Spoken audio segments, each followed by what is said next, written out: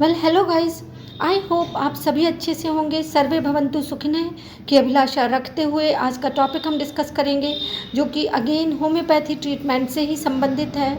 इसमें हम देखेंगे कि होम्योपैथी किन किन बीमारियों में बेनिफिशियल है और बहुत अच्छा रोल प्ले करती है। इवन कुछ रोग तो ऐसे हैं जिन्हें होम्योपैथी ही जड़ से ख़त्म कर सकती है। But before starting, I would like to say please like, subscribe, share and motivate channel for new updates that will be beneficial for you. Homeopathy जिन मरीजों के लिए आवश्यक है या जिन रोगों में स्पेसिफिक रोल प्ले करती है, उसमें अस्थमा, दमा, एलर्जी को जड़ से खत्म करने की इसमें ताकत होती है।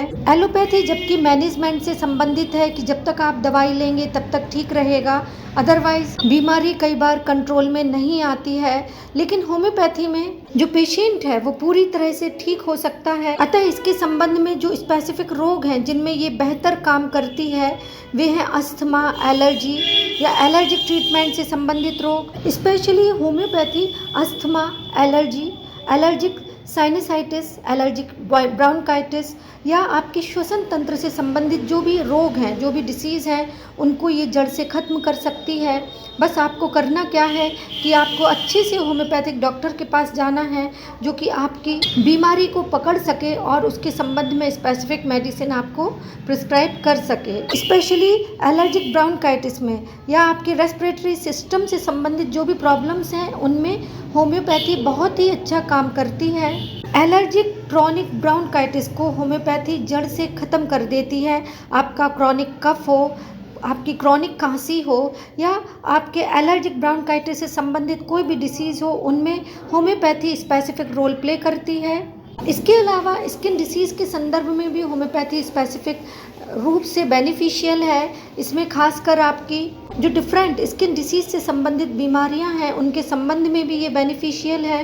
क्रॉनिक एक्जिमा, क्रॉनिक डर्माटाइटिस में होम्योपैथी बहुत ही अच्छा काम करती है, चाहे आपके सोराइसिस से संबंधित रोग हो, स्किन से रिलेटेड एक्जिमा, डर्माटाइटिस और पुरानी स्किन डिसीज़ है उसमें भी ये बेनिफिशियल है। कई बार ऐसा होता है कि पेरेंट्स को जो स्किन डिसीज़ होती है वो बच्चों में भी ट्रांसफ़र हो जाती है, तो यदि पेरेंट्स समय रहते होम्योपैथी ट्रीटमेंट लेकर ये अपनी बीमारी को ठीक करते हैं तो उससे वो चीज़ बच्चों में ट्रांसफ़र नहीं होती है।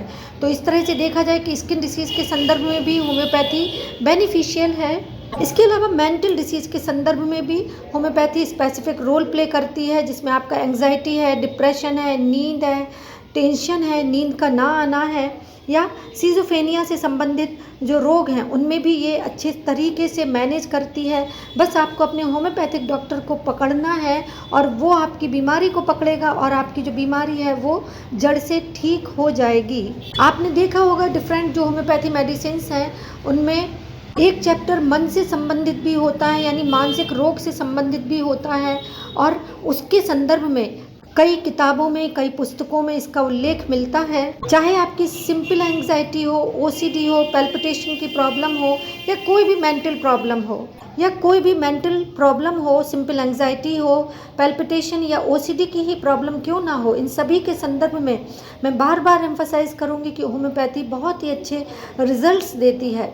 पाइल्स और फिशर्स की प्रॉब्लम्स में, अर्थराइटिस में, गाउट की प्रॉब्लम्स में भी होम्योपैथी बेनिफिशियल है और मस्सों से संबंधित जो भी समस्या है उनको भी होम्योपैथी जड़ से ख़त्म करती है।